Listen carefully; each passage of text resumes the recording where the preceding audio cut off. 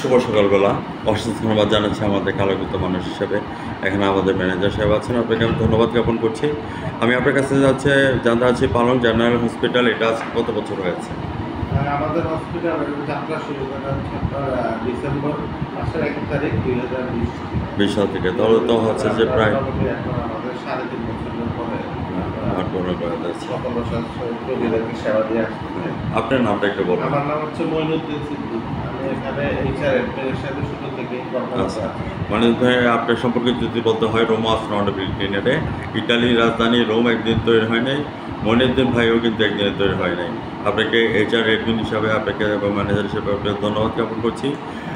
আমি আপনার কাছে জানতে চাচ্ছি যে এখান থেকে আপনাদের ডাক্তার, অনারেবল ডাক্তার FCPS করা কারা আছে, এই কথাটা একটু চ্যানেলে তুলে ধরুন। এখানে আমাদের আপনি জানেন এটা একটু পেরিফেরি, এখানে আসলে ডাক্তাররা আসলে এখানে সচরাচর আসতেও কম থাকে, তারপরেও আমরা চেষ্টা করতেছি ডাক্তাররা আমাদের এখানে একদম এক্সপিরিয়েন্স পাস করা ডাক্তার এখন আজকে সকালেও একজন আসছে, প্রতি শুক্রবারে সকালে আসে 7:30 থেকে আমাদের এখানে চেম্বার করে ডাক্তার AM সাহেব।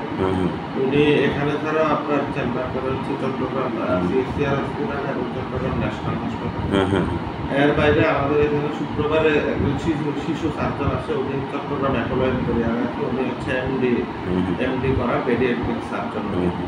এর বাইরে দুজন চট্টগ্রাম মেডিকেল থেকে আসে, আপনার ওনারা FCPS এখন অধ্যয়নরত আছেন, কেউ মেডিসিনে আছেন, কেউ নিউরো মেডিসিনে আছেন। এর বাইরে আজকে শুক্রবারে আরেকজন চেম্বার করে ENT ডাক্তার কানন বড়ুয়া, উনি DLO করা, DLO পাস করা এবং ENT সার্জন, উনিও প্রতি শুক্রবারে আসে। এর বাইরে প্রতি শনিবার বা অন্যান্য সপ্তাহে সরকারি অফিস শেষ হওয়ার পরে কিছু ডক্টর আসেন, যারা ওনারাও বিভিন্ন ডিগ্রিতে অধ্যয়নরত, এখনো শেষ হয়নি কিন্তু BCS করা।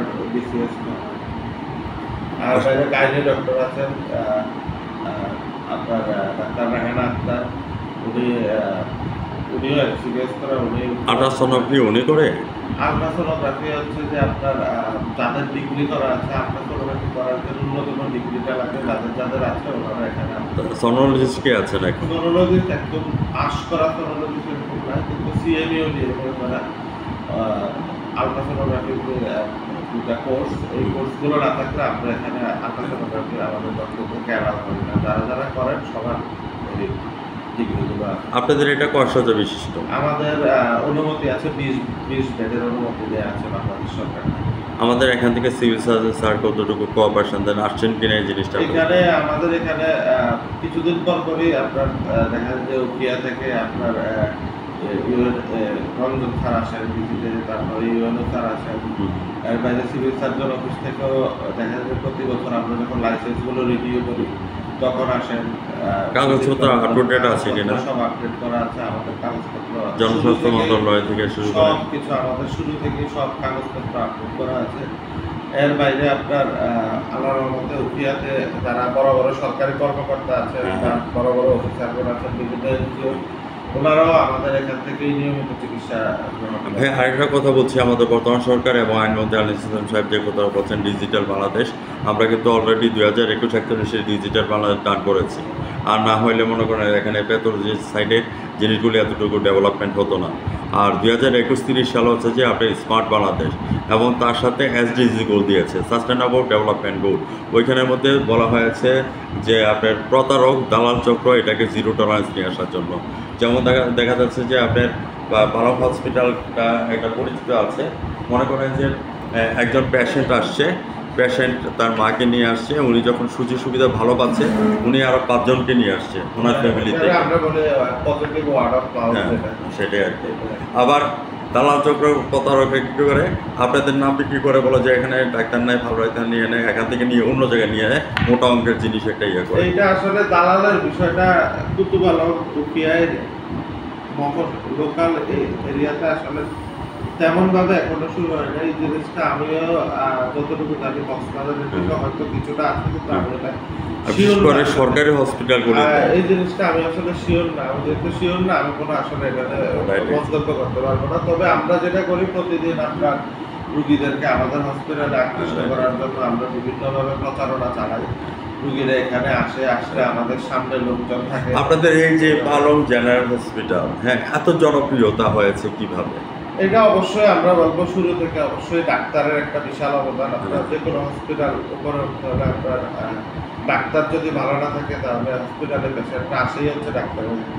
শুরু থেকে আমরা ভালো ভালো ডাক্তার আনার চেষ্টা করেছি এবং সেবা স্বল্প মূল্যে যতটুকু আমি দেখতে পেলাম রোগীদেরকে সেবা দেওয়া যায় এবং পালং জেনারেল হাসপাতাল গরিব রোগীদেরকে সবসময় অগ্রাধিকার দিয়ে থাকে।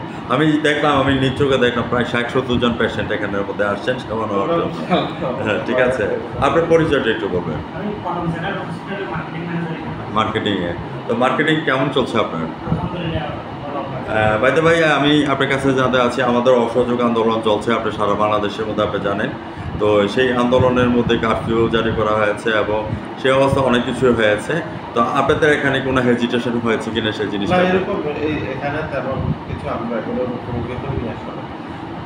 তো সেই সুবাদে আপনাকে আমি ধন্যবাদ জ্ঞাপন করছি। What's your next dream and next গোল? আগামী দিনের স্বপ্ন কি?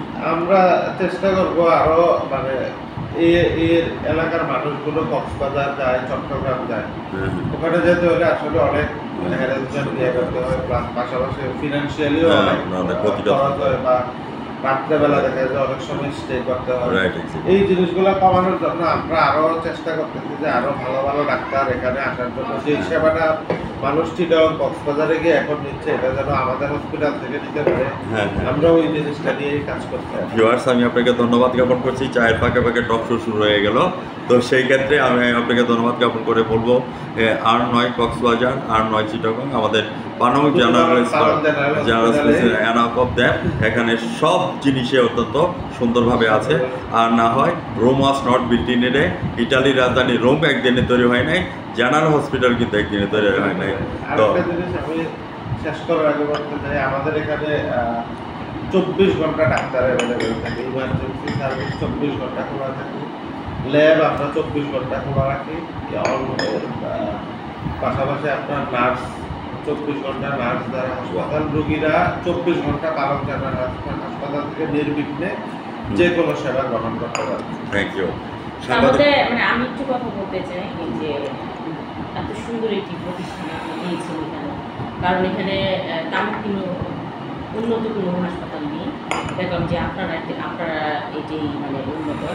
তো এত সুন্দর একটা সেবামূলক প্রতিষ্ঠান দেওয়ার জন্য মানে কিভাবে আপনি ফার্স্ট টাইম আপনি এই এটা করার জন্য আপনার পাইছেন? এইটা আসলে আমাদের যারা ম্যানেজমেন্ট আছেন ওনারা আরো ভালো উত্তর দিতে পারবেন, তবে আমি আমার অভিজ্ঞতা থেকে যেটা বুঝতে পারি, এই চিন্তাটা কিভাবে আসলো? এই চিন্তাটা আসলে আসছে যে মোটামুটি এই এরিয়াতে আপনার ভালো কোনো হসপিটাল নাই। দেখা যাচ্ছে যে মানুষ রাত্রেবেলা 12টা-1টার সময় ইমার্জেন্সি সিচুয়েশনে কক্সবাজারে ন্যূনতম ট্রিটমেন্টটা নিতে হলে প্রথমে কক্সবাজার যাওয়া লাগতো, কিন্তু ওই সময় গাড়ি পাওয়া, তারপরে আপনার ডাক্তার পাওয়া, অনেক কিছু সমস্যার মুখোমুখি হতে হয়। এই জিনিসটা থেকে আর পাশাপাশি এলাকার মানুষরা যেন আরো স্বল্প মূল্যে সেবা পায়, এই জিনিসগুলো মাথায় রেখে আসলে পালং জেনারেল হাসপাতালের কর্তৃপক্ষরা আপনাদের এখানে মানে সিজার অপারেশন বা এবার নর্মাল ডেলিভারি কত রাখা হয় সে কথাটা এইটা আসলে একটা ডাক্তারের উপরে ডিপেন্ড করে। একজন ডাক্তার তার টিম চার্জটা এক রকম ভাবে দেয়, কেস বেঁধে এক একটা অপারেশনের জন্য এক এক রকম কেস দেয়। আর এর বাইরে যে হসপিটালের যে খরচগুলো আছে এগুলো আমরা সাধারণত যেই খরচটা আছে এর থেকে রুগীকে দেওয়ার সময় অনেক ডিসকাউন্ট করে দেয়, অনেক সময় ফ্রিও করে দেয়। আচ্ছা, ধন্যবাদ আপনাকে। ভিউয়ার্স, যারা আমার চ্যানেলের সামনে আছেন, আজ রাত 9:15 আমাদের HR অ্যাডমিন অফিসার এবং মার্কেটিং সাহেবের কথাগুলি আমাদের চ্যানেল 99 থেকে দেখে নেবেন। এবং জাতীয় পত্রিকা দৈনিক আজকের আলোকিত সকাল থেকে আমি ভ্রাম্যমাণ রিপোর্টার সাংবাদিক ফরাদ ভাই বিদায় রেখে টানছি। ভালো থাকেন, সুস্থ থাকেন, ধন্যবাদ আপনাকে। ধন্যবাদ। আসসালামু আলাইকুম।